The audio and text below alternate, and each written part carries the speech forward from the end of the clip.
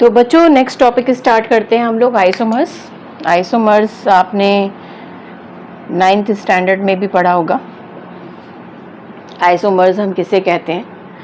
देखिए आइसोमर का basic meaning क्या होता है। बेसिक मीनिंग होता है कि same molecular formula but having different structures।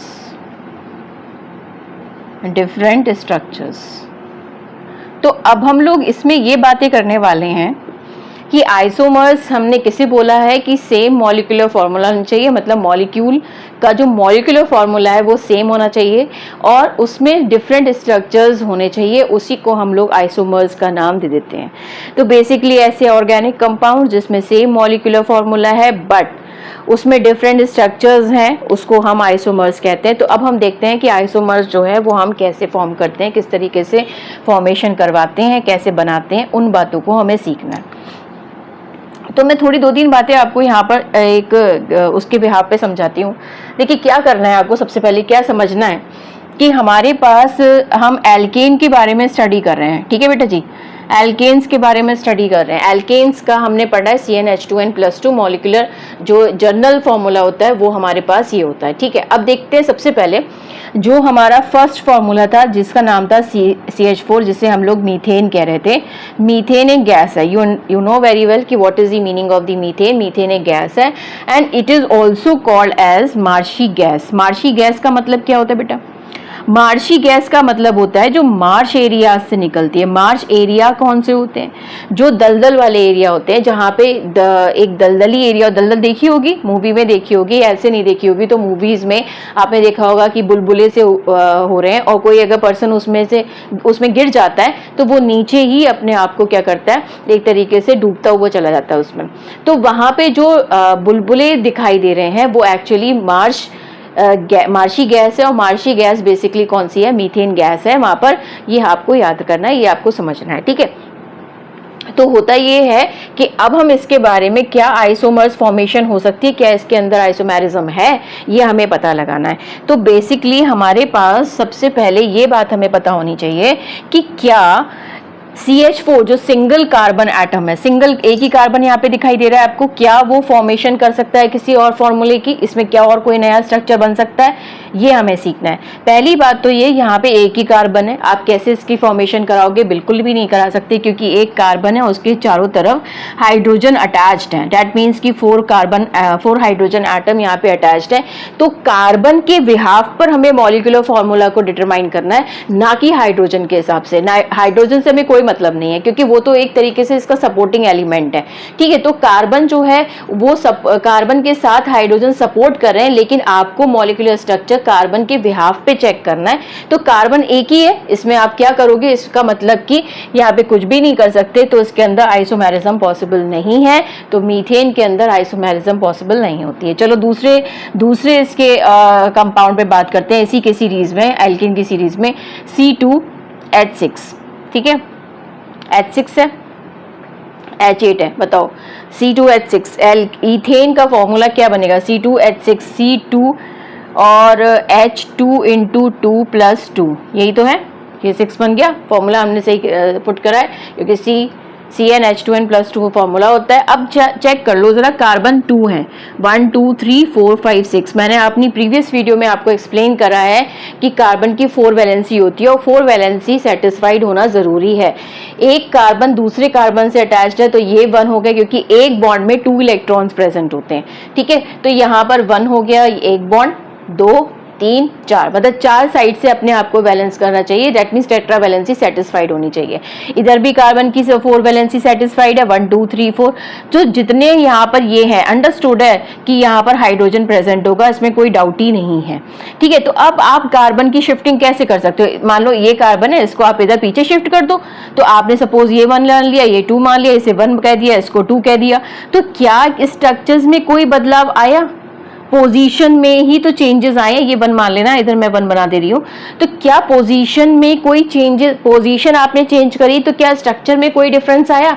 बिल्कुल भी कोई डिफरेंस नहीं आया। सेम फॉर्मूला नीचे भी है, सेम फॉर्मूला ऊपर भी है। इसका मतलब स्ट्रक्चर में कोई डिफरेंस नहीं है, there is no difference at all. That means the isomerism is not possible in C2H6, that means in ethane. तो ईथेन में भी पॉसिबल नहीं है। अब चले जाते हैं हम लोग C3H8 पर बच्चों। ठीक है बेटा जी, अब C3H8 पे तो यहाँ पर अगर मैं इसका स्ट्रक्चर फॉर्मेशन करूँ तो मान लो आप 3 मैंने यहाँ पे बना लिए और CnH2n+2 का फॉर्मूला पुट कर दिया है। कार्बन 8 है, सॉरी हाइड्रोजन 8 है, तो आपने इसको पुट कर दिया। देखो वैलेंसी कंप्लीट हो जाएगी हर कार्बन की। अंडरस्टूड है कि यहाँ पर ये स्ट्रक्चर बनेगा। अब मान लीजिए इसको आपने 1 कह दिया, इसको 2 कह दिया, इसको 3 कह दिया। ठीक है, ये 1 2 3 हो गया। पोजीशन चेंज कर लो, कैसे भी कर लो, आपकी मर्जी है। आप इस वाले कार्बन को यहाँ पे पुट कर लो, 1 2 3, ये 1 हो गया, ये 2 हो गया, ये 3 हो गया। क्या मॉलिक्यूलर फॉर्मूला में जो फॉर्मूला है वो आपका सेम रहा दोनों में? क्या कोई स्ट्रक्चर में डिफरेंस आया? क्योंकि यहाँ तो मेन बात डिफरेंट स्ट्रक्चर की चल रही है ना, डिफरेंट स्ट्रक्चर हुआ नहीं पॉसिबल। जब एग्जैक्टली स्ट्रक्चर सेम है अबव वाले से, तो क्या डिफरेंस कोई आ रहा है देखने में, समझ में नहीं आ रहा है। दैट मीन्स कि कोई यहाँ पर स्ट्रक्चर नहीं फॉर्मेशन हो रही है, न्यू स्ट्रक्चर नहीं बन रहा। तो C3H8 के अंदर भी आइसोमेरिज्म पॉसिबल नहीं है। तो एल्केन के हमारे 3 स्टार्टिंग के जो कंपाउंड्स होते हैं, या आप एल्कीन कह लीजिए कोई प्रॉब्लम नहीं है, एल्काइन कह लीजिए उसमें भी कोई प्रॉब्लम नहीं है, क्योंकि वहां तो पहला स्ट्रक्चर आपका मतलब पहला कंपाउंड आपका ईथीन ही होगा और इसमें एल्काइंस में आपका इथाइन ही होगा, है ना, यही तो होगा। और दूसरा क्या होगा, इधर होगा प्रोपीन और एक होगा आपका प्रोपाइन। तो दोनों ही केसेस में यहाँ पर ये जो है ये हमारा एल्कीन का हो गया और ये हमारा किसका बच्चों हो गया, एल्काइन का हो गया। तो इन दोनों फॉर्मूलाज में भी, दैट मीन्स इन दोनों कंपाउंड्स में भी फॉर्मेशन है ही नहीं पॉसिबल आइसोमेरिज्म की। तो आप ये बात अपने में ध्यान रख के चलिएगा कि इथीन और प्रोपीन इसमें भी आइसोमेरिज्म पॉसिबल नहीं है, इथाइन प्रोपाइन में भी पॉसिबल नहीं है। स्टार्टिंग कहाँ से होती है? स्टार्टिंग होती है बच्चों ब्यूटेन से। ठीक है, ब्यूटेन से स्टार्टिंग होती है। इसका मतलब isomerism we can see in the first structure that is considered as a butane. तो ब्यूटेन में आप करोगे इधर ब्यूटीन आप ले लोगे, इधर ब्यूटाइन आप ले लोगे। तो जो भी स्ट्रक्चर्स आपके बनेंगे आइसोमर्स, मतलब वो आइसोमर्स आपके बनेंगे कहाँ से, ब्यूटेन के, दैट मीन्स ब्यूट से, और वहीं से आपको आइसोमेरिज्म दिखाई देंगे। तो अब हम चलते हैं, अब हम बात करते हैं ब्यूटेन के स्ट्रक्चर्स के बारे में कि ब्यूटेन कैसे एक डिफरेंट स्ट्रक्चर्स फॉर्मेशन शो करता है और कैसे इस बारे में अपना थोड़ा सा अलग फीचर दिखाता है। ठीक है, तो ये आपने नोट कर लिया होगा, आई थिंक सो। अब हम ब्यूटेन के बारे में बात करते हैं। तो ये हमारा हो गया बट हैविंग, ये हैविंग है। ठीक है, अब देख लेते हैं बच्चों, ब्यूटेन का फॉर्मूला लिख लो, C4H10। ये हमारा फॉर्मूला हो गया C4H10। अब देखते हैं इस स्ट्रक्चर में हमने कार्बन 4 बना लिए, 1 2 3 4, और हाइड्रोजन हमारे पास 10 है। ये देखो हमारे पास 10 हो गए, 3 4 5 6 7 8 9 10। ठीक है, हाइड्रोजन बैलेंस्ड है। ये आपने सपोज कर लो ये 1 है, ये 2 है, ये 3 है और ये आपका 4 है। ठीक है, अब मैंने क्या करा, 1 वाले को शिफ्ट 3 वाले पे कर दिया। मैंने इस तरीके से इसे फॉर्मेशन करा दी। ये 1 हो गया, ये मेरा 2 ही था, ये 3 था और ये 4 था। ये मैं नंबरिंग नहीं कर रही हूँ, याद रखना, मैंने बस पोजीशन से हिसाब से बताया है कि कार्बन जो 1 मैंने माना था उसे मैंने 3rd वाले पे कर दिया। अगर आप कहना चाहो तो आप ये भी कह सकते थे कि कार्बन जो है मैम हम यहाँ पे एक काम करते हैं, कार्बन को जो है वो हम इधर पोजीशन पे रख देते हैं। ये 1 हो गया हमारा, ये 3 हो गया, ये 2 हो गया और ये हमारा 4, ये 4 मान लो, ये 4 से अटैच्ड है, 3 से 2 है। तब भी तो देखो फॉर्मूला, मॉलिक्यूलर फॉर्मूला जो है वो तो सेम है, डिफरेंट स्ट्रक्चर बना क्या, नहीं बना। इसका मतलब जो पहले स्ट्रक्चर दिखाई दे रहा था वही स्ट्रक्चर अभी भी दिखाई दे रहा है, स्ट्रक्चर में कोई वेरिएशन नहीं है। दैट मीन्स कि आइसोमर्स ऐसे में पॉसिबल नहीं है। तो कैसे में पॉसिबल होगा, जब डिफरेंट स्ट्रक्चर बनेगा। कि फोकस ड्रॉ, पॉइंट पे फोकस ड्रॉ कि you have to draw a different structure then the previous one. तो प्रीवियस वन हमारा ये है, मेन स्ट्रक्चर हमारा ये है, उस स्ट्रक्चर से थोड़ा डिफरेंट स्ट्रक्चर बनना चाहिए। ये तो पॉसिबल ही नहीं है, यहाँ तो बन ही नहीं रहा कुछ स्ट्रक्चर। इसका मतलब isomerism is not possible in that case. Now we move to this structure. अब इस स्ट्रक्चर में क्या है, इस स्ट्रक्चर में हाँ बन रहा है, क्योंकि अब हम जो IUPAC करेंगे बच्चों, उस IUPAC में हम थोड़ी बात करेंगे कि मैंने 1 2 3 4 हटा दी क्योंकि अब आपको IUPAC पे आना है। तो अब आपने लॉन्गेस्ट चेन देखी, मैं अभी आपको एक वीडियो अपलोड करूंगी, उसमें आपको बताऊंगी कि कैसे आपको IUPAC करनी होती है जब हम किसी कॉम्प्लेक्स कंपाउंड्स की तरफ जाते हैं, क्योंकि आपकी क्लास में स्ट्रक्चर्स फॉर्मेशन कैसे बनाना है, कैसे करना है, वो सब है प्रेजेंट। ठीक है, तो ये हमारा 1 है, लॉन्गेस्ट चेन हमारी ये है, 1 2 3 की लॉन्गेस्ट चेन हो गई। और जो हमने काउंट नहीं करी है, ध्यान रखो, जो हमने काउंट छोड़ दिया है वो हमारे लिए साइड चेन है, तो ये हमारी साइड चेन हो गई। ठीक है, ये हमारी साइड चेन हो गई और ये हमारी लॉन्गेस्ट चेन हो गई। तो लॉन्गेस्ट चेन को ही हम क्या करते हैं, वर्ड रूट में लाते हैं। अभी वर्ड रूट बताऊंगी। ये क्या है, हमारा प्रॉप है। वर्ड रूट हो गया मतलब जितना भी हमने पढ़ा है, क्या पढ़ा है, हमने पढ़ा है meth, eth, prop, but, pent, hex, hept, oct, non, dec, ये सब हमारे क्या है, वर्ड रूट है। इसका मतलब हमारे लिए जो नंबरिंग, जो हमारी लॉन्गेस्ट चेन आती है कार्बन की, क्योंकि वो हमारी प्रॉप है, इसलिए हम इसका नाम प्रॉप देंगे। ठीक है, अब क्योंकि सभी सिंगल बॉन्डेड है और सिंगल बॉन्डेड है तो भाई हमें कोई दिक्कत होने वाली भी नहीं है। अब आप एक बात बताइए, C4H10 है, जरा मॉलिक्यूलर फॉर्मूला चेक कर लेते हैं, क्या हमने सही बनाया है या कोई इसमें कोई प्रॉब्लम है, एक बार चेक कर लेते हैं। चलिए देखते हैं। अब ये कार्बन मैंने ऐसे 1 2 3 लगा दिए, एक कार्बन मैंने ऊपर लगा दिया। कार्बन की 4 टेट्रावैलेंसी होती है, एक 1 ये हो गई, 2 1 2 3 हाइड्रोजन ये हो गए हमारे।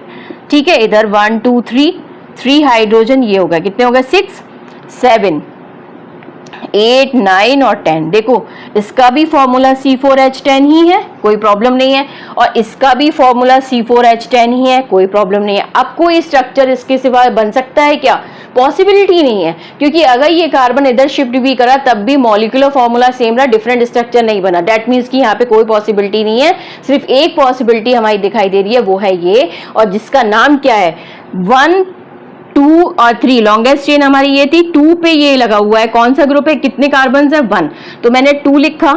फिर साइड चेन के लिए पीछे YL लगा देते हैं, मिथाइल, 2 मिथाइल, और कितने की लॉन्गेस्ट चेन है, प्रॉप की, और सभी सिंगल बॉन्डेड हैं तो लिख दिया प्रोपेन।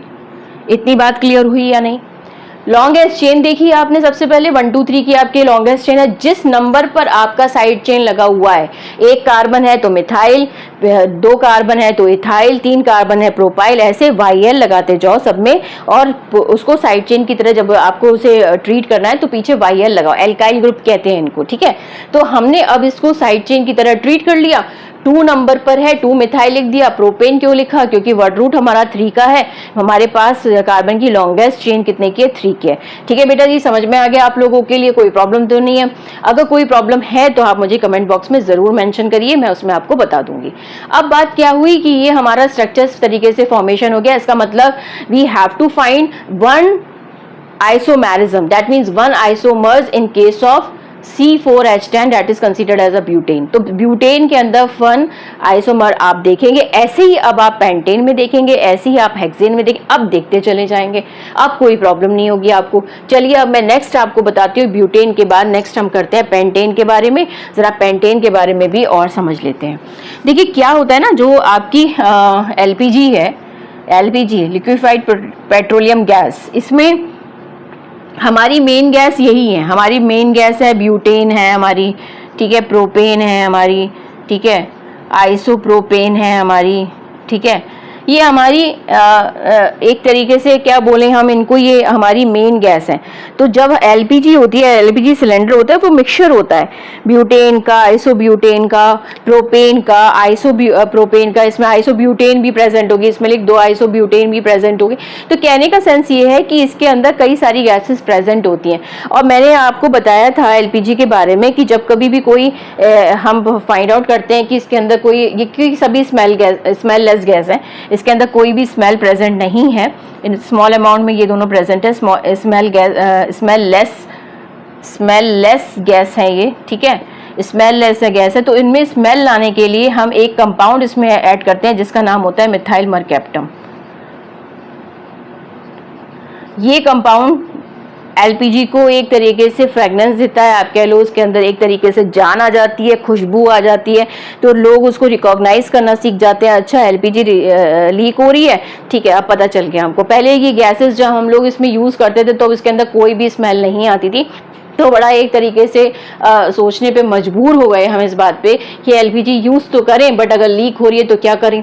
तो इसलिए अनरिएक्टिव गैस है, इसके साथ रिएक्शन भी नहीं करती है, तो इसलिए इसको यूज़ करना शुरू कर दिया इसके अंदर। ठीक है, तो ये बात आपको क्लियर होनी चाहिए। अब मैं बात कर रही हूँ हमारा नेक्स्ट टॉपिक, जो इसके जो नेक्स्ट हमारा कंपाउंड है वो है हमारा पेंटेन। बच्चों एल्केन के केस में ही चलेंगे हम। पेंटेन तो C5H12, C5H12 ये हमारा कंपाउंड हो गया। C5H12 में जरा स्ट्रक्चर बना के देख लेते हैं। 1 2 3 4 5 ये हो गए, और कार्बन 5 और हाइड्रोजन हमारे पास 12 हो गए। देख लो 12 हो चुके होंगे, कार्बन हमारे पास 12 हो गए। अब देखो इसमें जो जितने भी हमारे पास ये पेंटेन, हेक्सेन, हेप्टेन बनते हैं उनके आगे हम एन लगा देते हैं। अभी इसका रीजन बताऊंगी क्यों, क्योंकि ये थोड़ा डिफरेंशिएट करेगा। ये एन का मतलब होता है नॉर्मल, ठीक है, नॉर्मल पेंटेन है, ये कोई सीधी स्ट्रेट चेन है, इसमें कोई प्रॉब्लम नहीं है, बस सीधी सीधी सी स्ट्रेट चेन हमने बना दी है। अब ये वाली बात हमको अपने माइंड में रख के चलनी है कि क्या हम इससे डिफरेंट स्ट्रक्चर्स फॉर्मेशन कर सकते हैं? क्या मॉलिक्यूलर फॉर्मूला सेम होते हुए भी डिफरेंट स्ट्रक्चर्स बन सकते हैं? हाँ बिल्कुल बन सकते हैं। कैसे बन सकते हैं जरा देख लेते हैं। बहुत अच्छे से बताइए मैडम कि हम कैसे देख सकते हैं। बिल्कुल देख सकते हैं। चलो इस फर्स्ट कार्बन को, जो ये पहला कार्बन है, इसको मैंने सपोज इस सेकंड कार्बन पे शिफ्ट कर दिया, तो 1 2 3 4 और ये वाला कार्बन, ये लॉन्गेस्ट चेन पॉसिबल है। लॉन्गेस्ट चेन कंटिन्यूएशन में होनी चाहिए, एक साथ सीधी लाइन होनी चाहिए। लाइन है भी नहीं तो कोई प्रॉब्लम नहीं है, चाहे वो इर्रेगुलर शेप में क्यों ना हो, अगर वो कंटिन्यूएशन में है तो उसको चेन माना जाएगा। ठीक है, आप चेन का मतलब क्या समझते हो? ये नहीं है चेन सीधी सीधी सी चेन चल रही है, एक टेढ़ी मेढ़ी भी अगर उसमें है और वो कंटिन्यूएशन में है तो उसे आप चेन मानोगे। ये बात आप ध्यान रखना। तो आपने क्या करा, इसको क्या माना? आइसोमर नहीं माना, क्योंकि ये तो भैया कंटिन्यूएशन चेन हो गई ना। अगर ये एन पेंटेन है तो ये भी एन पेंटेन है, दोनों ही एन पेंटेन है। इसका मतलब कि यहाँ पर हम बिल्कुल भी ये हम कतई नहीं कह सकते कि this is a different structure. तो आपको ये पता होना चाहिए कि जब भी कभी पॉसिबिलिटी आप देखो तो आप ये मत कभी सोचो कि ये वाला कार्बन जो है वो अलग हो गया, इससे बिल्कुल अलग नहीं हुआ, क्योंकि वो कंटिन्यूएशन में नहीं है।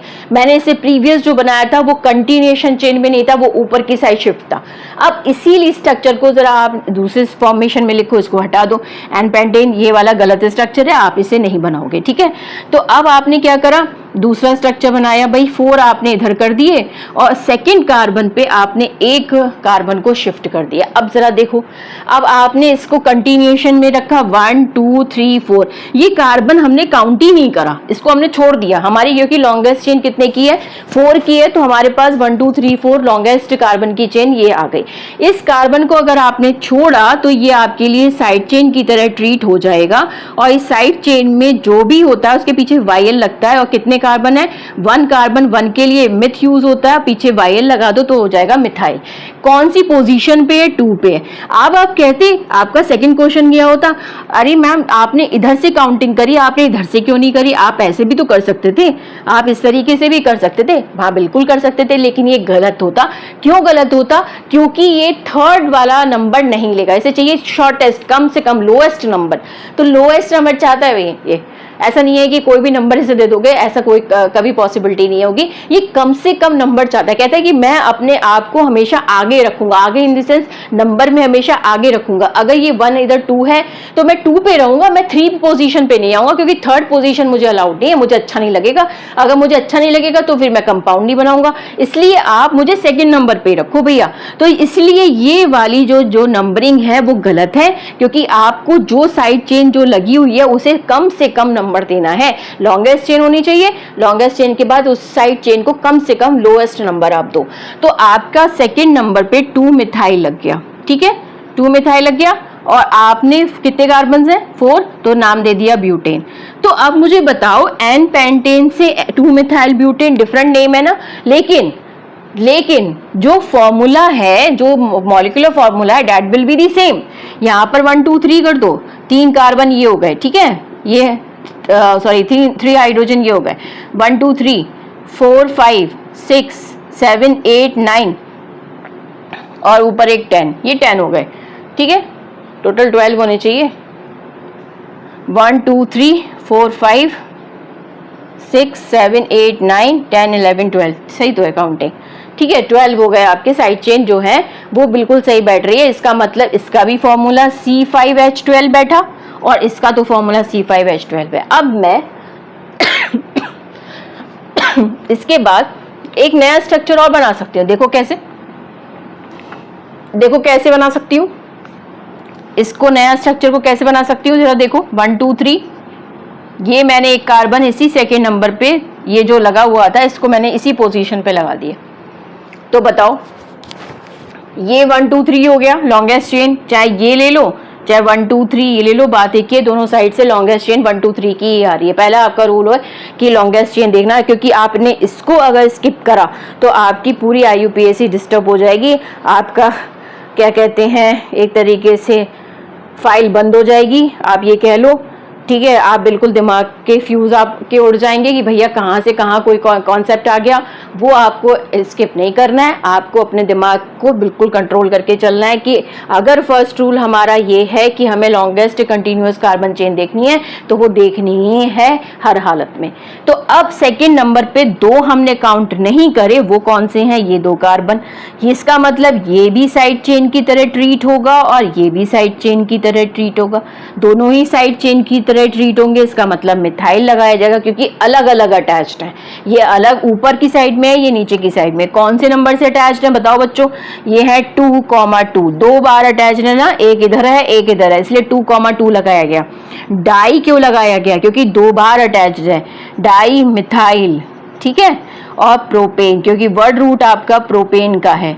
तो अब आप इसका स्ट्रक्चर देख रहे हो, यहाँ पर स्ट्रक्चर इसका अलग है लेकिन मॉलिक्यूलर फॉर्मूला C5H12 ही है, कोई दिक्कत इसमें नहीं है। C5H12 भी फॉर्मूला है, इसका भी C5H12 भी फॉर्मूला है और इसका तो है ही है फॉर्मूला, ये तो भैया यहाँ का सरदार है। तो ये सरदार जो है वो 2 और अपने कैंडिडेट ऐसे रखता है कि अगर मैं पकड़ा भी जाऊं तो मेरे 2 ऐसे कैंडिडेट हैं जो कि मेरे जैसे ही हैं लेकिन उनका नाम अलग अलग है। तो वो 2-मिथाइल ब्यूटेन है और दूसरा कौन सा है 2,2-डाइमिथाइल प्रोपेन, नाम अलग हो गए। मैं सरदार बैठा हुआ हूँ यहाँ पे, मैं बिल्कुल अपना काम आराम से करूंगा, मेरे 2 और कैंडिडेट ऐसे आ जाएंगे जो मेरे जैसे होंगे लेकिन उनका रूप बहरूपी होंगे, वो अलग अलग दिखाई देंगे आपको स्ट्रक्चर्स, ठीक है। तो फॉर्मूला सेम रहा, सेम मॉलिक्यूलर फॉर्मूला रहा लेकिन डिफरेंट स्ट्रक्चर जब सामने आ गए तो उसी को हमने आइसोमर्स कह दिया। इसका मतलब एन पेंटेन के अंदर हमारे पास 2 आइसोमेरिज्म पॉसिबल हैं, एक हमारे पास 2-मिथाइल ब्यूटेन बनता है, एक हमारे पास क्या 2,2-डाइमिथाइल प्रोपेन बनता है।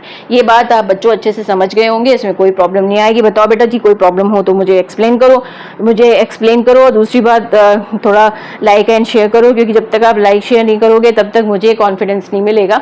तो इस general request to all of you कि please like and subscribe and share also, ठीक है। तो ये चीज़ हमने ये आपको एक्सप्लेन कर दी, आइसोमर्स हमने आपको बता दी। अब आप हेक्सेन में बनाओ, अब आप हेप्टेन में बनाओ, ठीक है, ऑक्टेन में बनाओ, किसी में भी आप बनाओ, आप आइसोमेरिज्म आराम से बना सकते हो, क्योंकि अब आपको पता चल गया कि स्ट्रक्चर्स किस तरीके से फॉर्मेशन लेकर आते हैं, ठीक है। डिफरेंट स्ट्रक्चर्स अलग अलग होते हैं। अब मैं एक छोटी सी बात आपको बताना चाहती हूँ, जैसे मैंने अभी आपसे कहा था कि हम यहाँ पर एन पेंटेन लिख रहे हैं, नॉर्मल पेंटेन लिख रहे हैं। अब क्या होता है, एक वर्ड मैंने आपको बताना है जो कि वर्ड आपके सामने है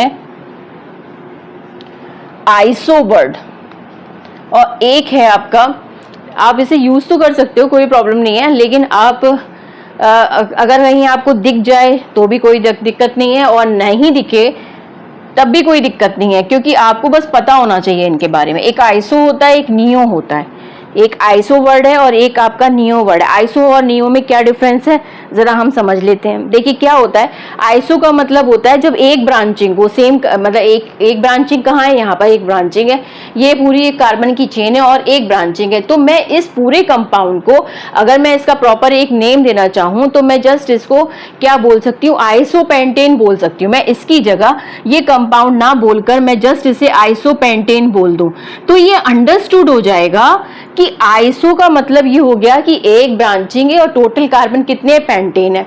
ये बिल्कुल अंडरस्टूड हो जाएगा, कोई इसमें प्रॉब्लम नहीं होगी। अगर हम ये 2 मिथाइल ब्यूटेन ना भी लिखें और जस्ट उसकी जगह आइसोपेंटेन लिख दें तब भी हमारा आंसर सही रहेगा।